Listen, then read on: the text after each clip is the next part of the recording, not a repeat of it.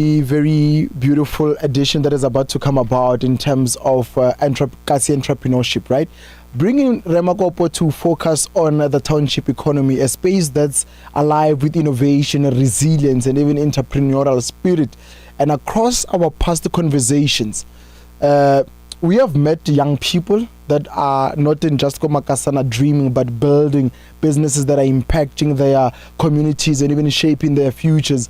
I want Mr. Makopo to then reflect on the challenges, the thrives, and even the lessons coming in from our Kasi entrepreneurship with limited funding and even mentorship gaps, to then opportunities for collaboration and social impact. Will definitely unpack what it truly means to grow sustainable and transformative businesses in our communities. With that being said, ladies and gentlemen, welcome to another edition of Kasi Entrepreneurship.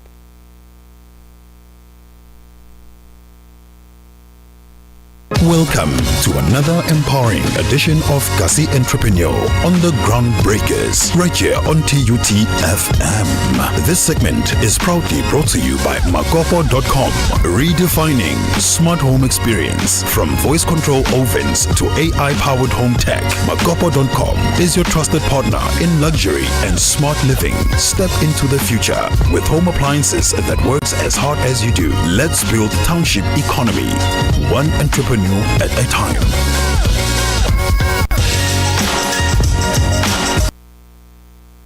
Definitely a minute after the hour, 8 o'clock. Let's definitely get into it. Mr. Makopo, good evening and welcome to the show. Good evening, Mr. Madisa. Good evening to Lisita. Good evening to Angela. I know. Yeah, and good evening to our listeners at home. Yeah. And our viewers as well. Yeah. Yes. And also your viewers. And also my TikTokers. Yeah, definitely. Yes, you have to give a shout out to much, them. guys. Yeah. We need to, and I love these episodes that we have where we continue to reflect on some of the conversations that we had prior or before. And that's what we'll do tonight. And we've come to, you know what I do when we have this reflective episode, I go back and check what some of the speakers spoke about. Yes. And then one theme is always there. Everything is there. One recurring aspect of it all, Makopo, is the maybe mindset. in almost every episode. Always. That thing must always be there. Mindset, where people are then saying, as they sit on this platform, that the business of Bayako Makasana, they are born out of hunger and trying to survive, having survival means. But I want us to really speak on how do we really change that mindset from not just it being about survival, but really seeing the need to create a business. You know, on I'm not sure when it was it, but coming in from last week, I spoke to one politician. I will not name, I will not give name drop. Yes. And she was telling me how much there's no money in politics.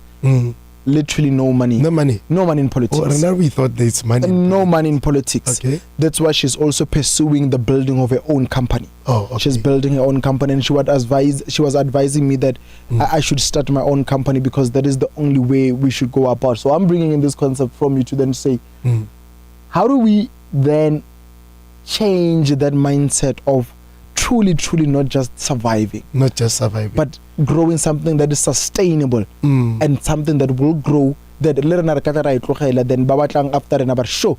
No, Madisa into because if I'm doing something for the sake of survival, 2 years down the line, if I think maybe the thing we really need to face the reality on the ground firstly. Some it's not just a matter of them going into business just necessarily for them to survive. Yeah. But get the issue here, what is it that if you look at the entire South African economic outlook, this is the reality on the ground. Babang is just the issue here. They are not necessarily entrepreneurial. It's all about them surviving. Yeah. And I heard a lot of people have been saying, but you guys are romanticizing this thing, informal sector, as if but this township economy, as if there's gold there. Because every time when we listen to your episode, you guys are romanticizing the whole thing.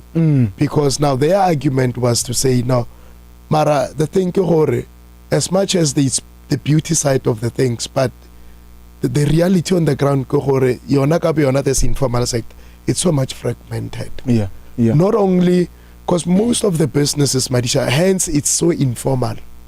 Most of the businesses in this township economy, most of them, Master Madisha, they are not actually growth orientated.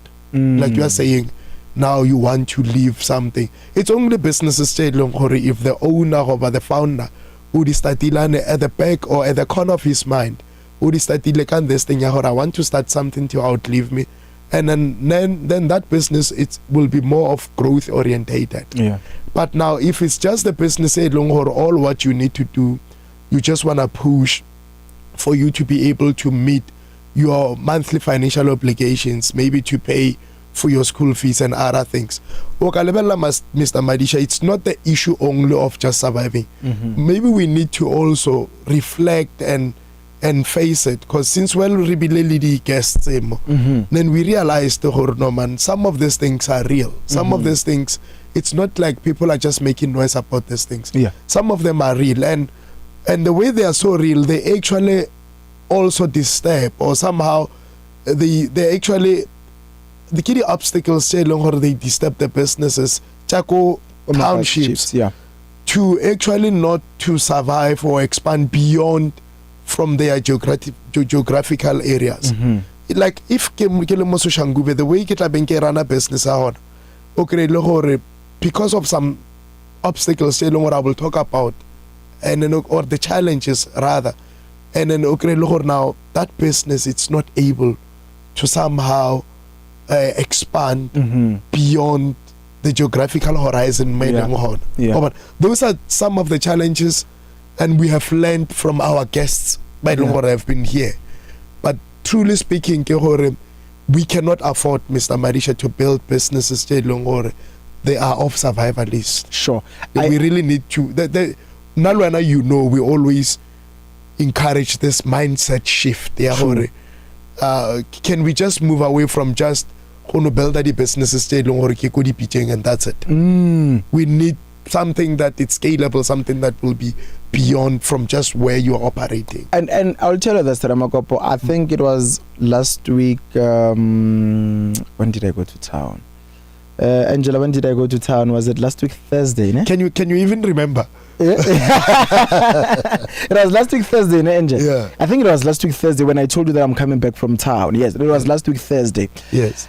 In the taxi, so Kenzela utingo ko morago. And then we speaking wa bona mantse ba le ba gotlang ko maraba starter, they come ba go rekisa dilo and whatsoever. Those guys Ramakopa so persuasive. Those guys man left for 2 yenngwe o tla fela o reka sanyaki kangani. So this guy is trying to sell those things go this other guy, and I could feel the pain in the guy's response. So we speak about it as the taxi moves, and this other guy says to me, there's nothing as better than hustling. Ntangala unga reka mazambano or whatever, because you are your own boss. Uka decide or kache no yama ko kuning ebe na leme ana wafisa ke letsazi, but at least that 100 rands you did not have. It will be there. And I see and I hear him, right? I'm listening to him more, and I see where ideas are there, Ramakopo. And then one thing I can tell you is that with the guests that have sat here, sorry for that, who have come to then say, maybe let's put it in a 50-50 ratio where the 50 said funding is not a problem. And then there's others that said funding is the problem. But with some of this sentiments from the ground where people are saying, I have this idea, the issue is funding. Let's bring in the issue of the public sector and the private sector on how they can assist with their own experience and perspective and sentiments. How do you think the public sector and the private sector can come together to then create funding mechanisms for the business Sakomakasa? Yeah, firstly depends on how this private sector that you're talking about, this big businesses, how they view the small businesses. Because now there's no way or they can willingly, Mr. Sere said it even before, when it comes to the issue of just empowerment, our policies like our BEE, the issue it's not a forced, it's not a must for someone to actually comply. If I'm misquoting him, I'm sorry, but he said it's something say longer someone just doing it willingly. Mr. Madisa, what I want to say to you, public sector, private sector partnership, it's not enough. Here I'm talking about big corporates, big companies, when they partner with government. Yeah, it's not enough when it comes to actually somehow making that impact, especially when it comes to social and economic impact. Yes. Now, there's no way that you can actually shape the very fabric of our social or economy of our society, not unless if you exclude this informal sector, this township economy, businesses that they exist there. There's no way that you can win it. So now, all what I'm saying, the government and the private sector, I'm talking about the corporates now, they really need to come together. I know there are programs somewhere there, programs say government and the public sector, the private sector, they are coming together to, but I don't think we are leveraging them enough to actually assist these small businesses. But it's not only the issue of finance, because now, Mr. Madisa, even if you can give me money today, if I don't have the skill, especially the adequate training, formal training as to how I supposed to manage the administrative part of business, how I supposed to manage the finances of the company or my business, you will give me that money. We have seen it in so many different models where even like the land restitution, so government says, okay, this is your land, take your land back, and then now all of a sudden those farms defer to something else. Not unless if you equip these people for adequate skills. Only the plaza government needs a made it here, and those are commercial farms. And then the communities by the claim it. What happened in the last in the urban? Yes, and then there are so many projects still or government just put people, they come together and government fight each other. I think it's not only the issue of finance. Let's break it down. Some of the challenges, Mr. Madisa, even the environment, there's no way, as much as you're so much willing, you've got this spirit and you're so much enterprising.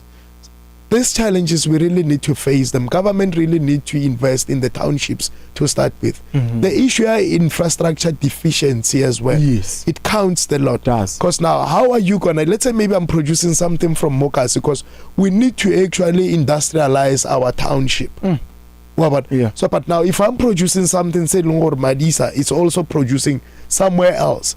And Namokasi, I'm facing this challenge, and it's a hurdle. In infrastructural deficiency. Every now and then there are power outages in my township. And then every now and then there are water outages. You know what? I won't be that competitive like someone where longer. Let's say maybe baker the cake. No baker the cake somewhere. All what we need electricity and whatever that we need. Okay, and then that's one of the challenges, Mr. Marish. And another challenge is this adequate access to finance. Here's the thing: almost 70% of the businesses, Marisha, they do exist in the township economy, are not funded. They're self-funded. And then if you're self-funded, Mr. Marisha, you will only grow at this level. You cannot go very high. So now you find that it's only 20 to 25% to 30% maybe, just to be safe. So of businesses, they are in townships. The banks, our traditional banking systems, they don't view them as the high risk. But the entire 70% of our informal sector are not financed. There's no access to that adequate financing. And when you speak of these pointers there, a lot of pointers you've mentioned there, Makopo, I'll take you in, but I'll take you on also on the issue of skills, because I find it very, I don't know, I don't want to use the word stupid. No, I don't want to use that word. I don't know. What's a more precious word, Angela? Preposterous. Let me use the particular word. Let me say some of these things are preposterous, because how can you then have schools that are studying agriculture, but they don't even have spaces for agriculture? I remember I was asking a cousin of mine when she was still in matric, she did agriculture. What is it that you learn there? You know, but I was like, and what's because there's no how do you dissect the kulube and whatsoever. Then you expect people to learn that in theory and expect to then take it, maybe Kobe University, you will come here to the University of Technology, there are spaces for agriculture. Yes. But then if you were then to do matric is 3 years from grade 10, 11, 12. Yes. You study matric is grade 10. Yeah, for me that's it. Yeah, matric is from grade 10 because you study the same thing until yes. So you study that for 3 years, and then what happens afterwards? Because there's no way you're gonna take those skills if ever you don't go to varsity. You're gonna come to varsity for another 3 or 4 years, and then when you get to the ground, yes, because yes. I can tell you this, Angela. What do you remember? Give me 3 modules from your first year. Angela, maybe none of Allah pass. None of Allah just for the next exam. And then sitting in the exam room. Yeah, Angela, you're saying something.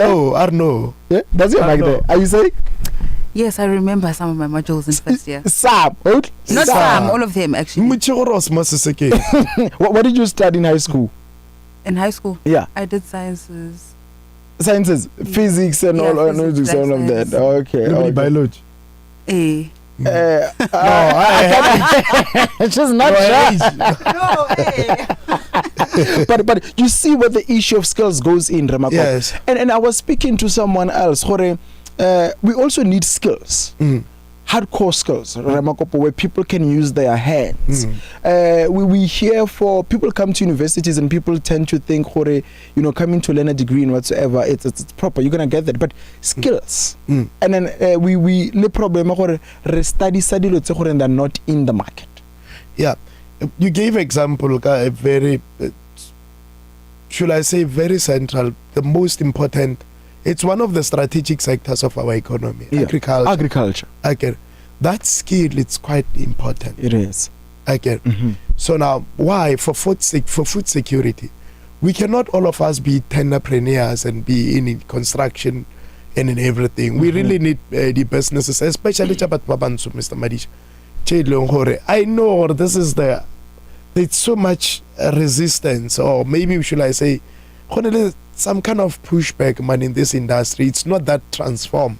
Most of commercial farms are still in the hands of white people. Maybe it's because we don't take this agricultural education serious. True. Before we can start blaming apartheid or anything else, it's not transformative. Yes. But the thing, how many of our young people that are so much interested into going to that thing? Remember, most of us, we want these fancy things, and true, very few of us we go into agriculture. But I want to show you where the education is important.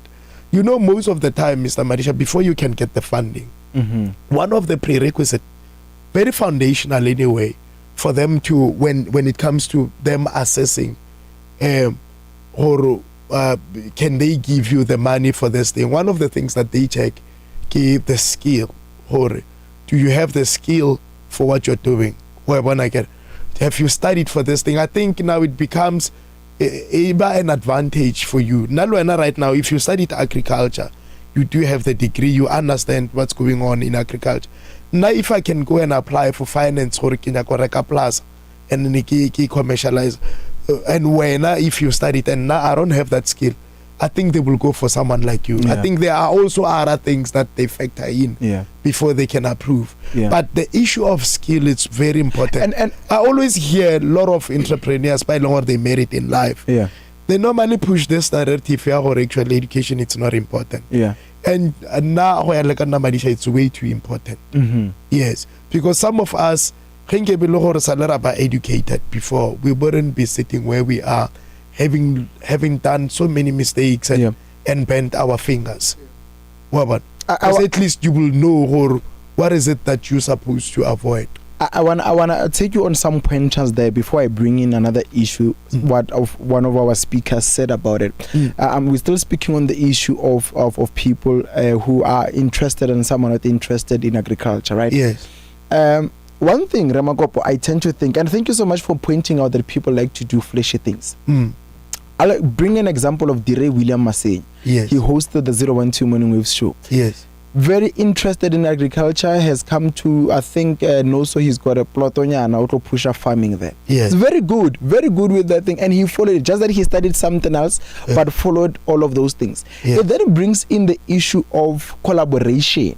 If Dire has that fundamental knowledge, ground knowledge, mazamba ne ra biala so le so nna I went to school ba no nrutile le zamba no le biala be azange ka le biala but yena ona le that particular knowledge.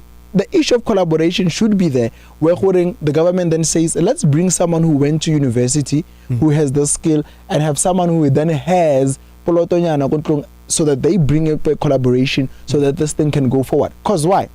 A lady in Mudimule, sorry for that, a lady in Mudimule who's a friend of mine, we often speak from time to time, once went to this government initiative training at the poultry or something, but they give you training, I think it's for 3 weeks or something. Yes. 3 weeks, and then yes. Right? And then which is a good, fantastic initiative. And then the first ones, I don't know, then from there, we're not at the panel plan. I go obviously you have to get them DJ, and then you'll start selling them. Then not like all stock a Yes. Now imagine someone who's not really interested into that. Yes. So you see, we're going back. Yes. But if there was someone like Dire William Masenya who has that skill, who has the knowledge, maybe the funding or went to those particular initiatives, how would that be? Yes. I think there's a huge difference, because most of our guys or most of our people, they normally just go to just because it's this funding available for certain things. I get. It must be, Madisha, something that you really have the passion for. Sure. Before you can even venture into that thing. Yeah. And it's very important as well for people to make or to do the market researches, the feasibility studies before they can even venture into certain industries. Certain industries, they look they look beautiful from outside, from a distance. Now the moment you are into that sector, then you realize, actually I ventured into a wrong sector. Remember recently we had the stylist, or the guy from Victor, the fashion industry. Victor A. Yes.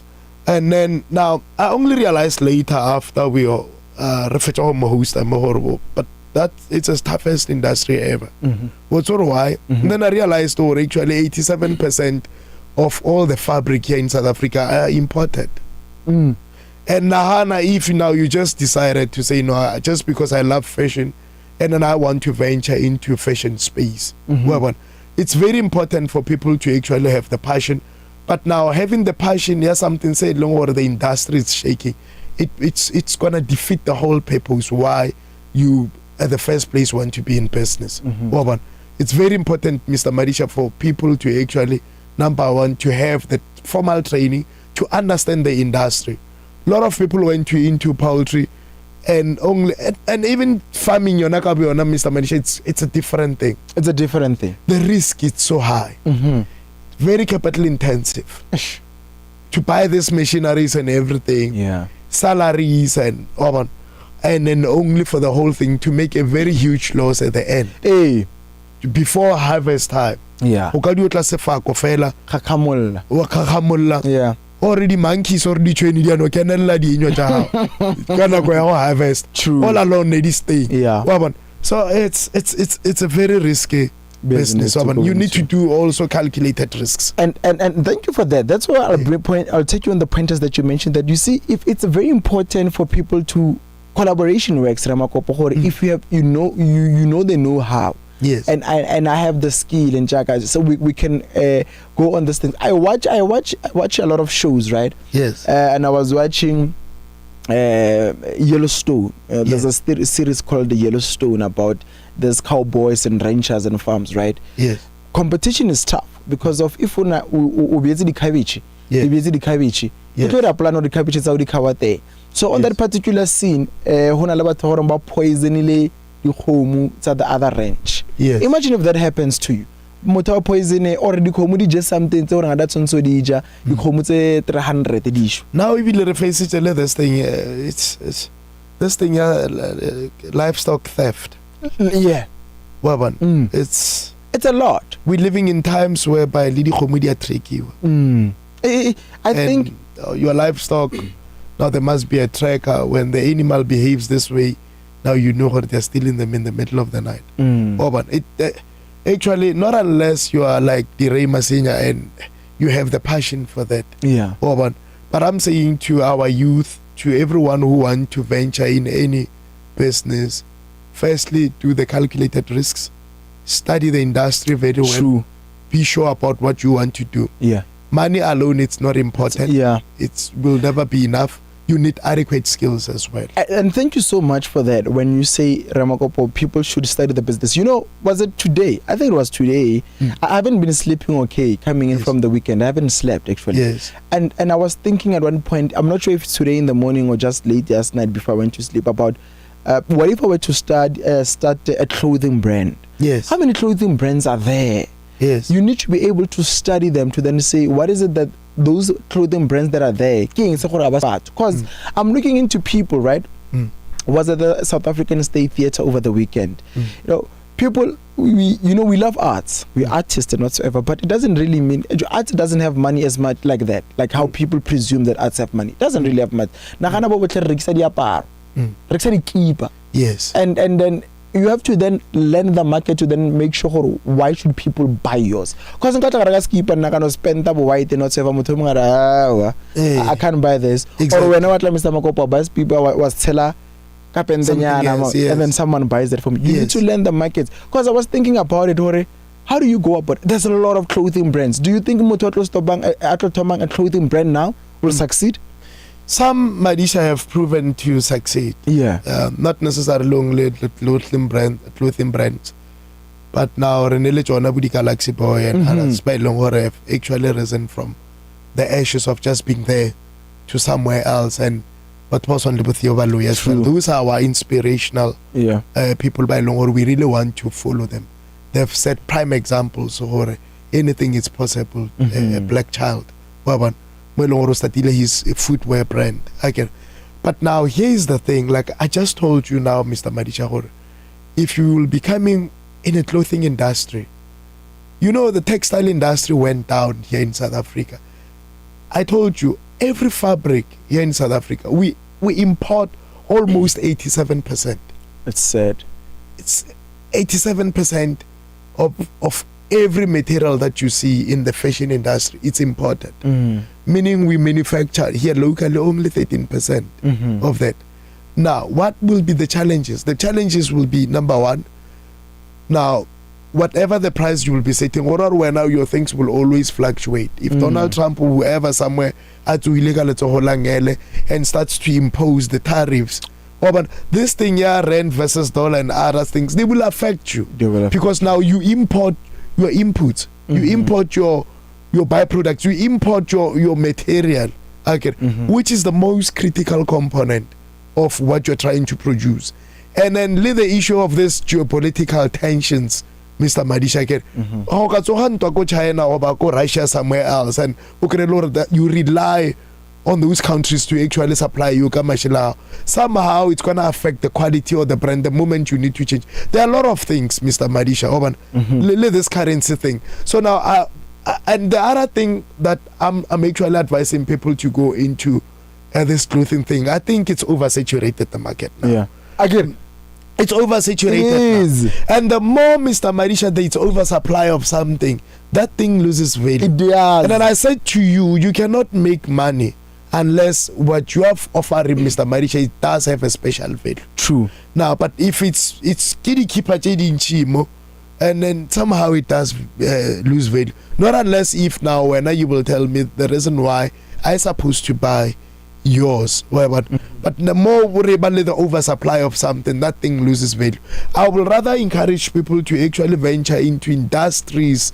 Most people, they don't like going into there. Yes. And on the concept of clothing, yes. We will close it in now. I'll ask you a question and we'll close it off. Yes. Angela, tell Mr. Makopo that I don't wear suits. I wear what? That's the microphone there. Oh, I think in Gagesa. You can take a guess. Take a guess. Yeah, I think in Gagesa. So far, none of guy have friends like this. Grace, Mr. Makopo. Yeah, no, rato para the week parangahon. Overalls. Yeah. The way over the week parangahon. Yeah. Yes. That's my comfortability clothes, but when I wear formal clothing, I don't wear just normal suits. Mozenge. Mr. Madisa wears Zegna suits that are 70k plus. What is that? It's a suit. The suit. Handmade. Not the one sticking the apparel. No. Zegna Silvato Ferragamo. Wow. Hey. You see, you know why I'm bringing such sentiments to that, ne? Yeah. It's because when we speak about the simple clothing that we see Komakasana people are doing, that industry is saturated. I think people like Makosa, they've shown no, it's possible. Because it's a demonstration of resilience. Speaking of amid this market uncertainties, this international brands being here, and we are still able to actually somehow wave the storms. It's branding yourself and putting yourself there without looking like other people. I don't want to be a pessimistic person, but there's certain businesses I see, Makopo, that this will not go anywhere when people are doing that. I see them and I'm like, shoo. And I'm going to start a business. I don't want to start something that's just because of survival. Yes. I want to go into something that will be big. Now, I'm not going to lie to you, Makopo, and say, I'm not going to do that. Yes, this necessity businesses. I will never do that. The survivalist businesses. And if I'm going into rather what you don't like, the entrepreneurs. Yes. Rather go into that. Yes. But I'm happy you know what I don't like. You know? I hate entrepreneurs. Sure, because like you've said, that's not entrepreneurship. No, that's not business. That's not right. Yes. But I'd rather go into such things. Yes. I don't want it's just for survival. Keep and all of that. But before I let you go, Makopo. Yes. Given some of the conversations that we've had more this particular show, we'll continue with this episode as time goes in where we reflect again. Yes. What are some of the reflections that give you hope about the township economy from the previous episodes that we've had here? I think most of the businesses are so resilient here in township. It's just too much technological innovations in townships. Businesses Jamokasi right now, they've got so much to offer, and they offer the before predominantly they were offered by what we call big businesses, and then the businesses irrespective of the competition, some of them are there just to demonstrate now we can still exist, we can still coexist with this multinational state long, or they saw the potential, the township economy, and then they are busy unlocking that township economy. They're busy realizing there are this big revenues in this township economy. Remember, as we reflect, we say the township economy actually contributes around 6 to 7% to our national GDP.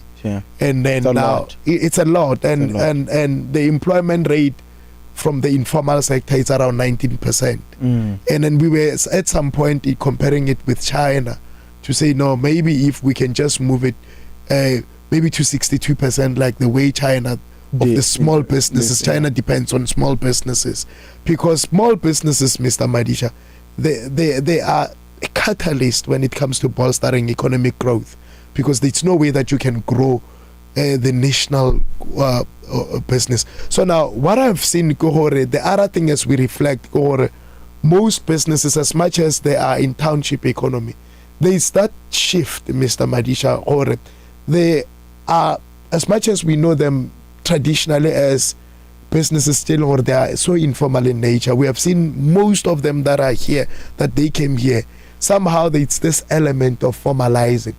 They are formalizing their businesses. We can name them, the ones that they were here. They are not just necessarily a spaza shop. And I don't remember even us hosting a spaza shop owner. Most of them are coming up, Kadi products selling, or you can see where it's just a pure innovation. And they are there to compete. You know, nearly the real estate companies, Mokasi. Before nearly the in town, but yes, but right now when if you need the accommodation somewhere, it's either you will tap into the app, a business or it's here Mokasi, or you will write the email, you will call. But by they understand South African, especially the township property market. Instead of one of these big reputable companies, I don't think they will offer you the best service ever when it comes to if you want to rent somewhere Mokasi. But there are businesses or they are well positioned and they do understand this bottom runs of the market. Yeah, Mokasi. Yeah. So I think somehow we are coming all right, Mr. Madisa. But like I'm always say, we are actually a generation away. For us, we get it right. We still need 2 more decades before Ricardo. You know what? We are getting it right. The reason why I'm saying this is because most people, Mr. Madisa, we will talk about it one day. Most people, if you compare them, as much as it somehow it creates this informal sector, creates or contribute toward employment, but most of them, Mr. Madisa, even if you compare salaries in the township market, labor market, most of the employees there, they're still earning. Yeah. Yes, because they know so much. I want to let this regulatory things too much as ile apparent. But I'm saying we are still 2 more decades away, but we will get it right. Sure. Makopo, I want to thank you so much for making time to speak with us this evening, and I love this reflective episodes because we can see where we are going. Angela, you heard Mr. Makopo, we are 2 generations away from getting it right. No, actually 1 generation away. 1 generation away. What makes a generation? 20 years? Hey, Makopo, 25 years. It's what? But then we'll get there. And Zegna, Ramakopo, they're not just suits.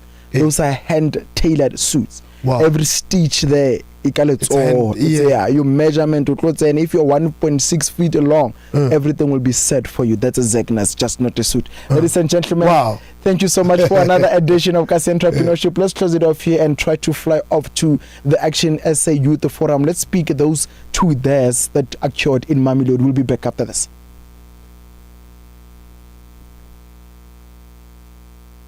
That wraps up today's edition of Kasi Entrepreneur on the Groundbreakers. A big shout out to our visionary sponsor, Makopo.com, your home of premium, intelligent appliance designed for comfort, class, and convenience. Ladies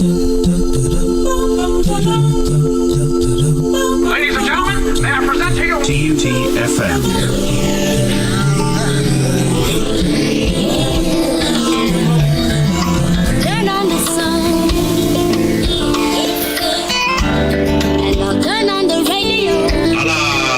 TUTFM. Wait a minute. Hear this. Sanbonani, it's Andy Drylona. Hey, what's up? It's Maya. Hi everyone. This is Mr. Vintage from the Love Soul Deep Experience. Is that Sharon? And you're vibing with TUTFM. All the hits, one station. TUTFM 96.2. I wanna be in your life until the night is over.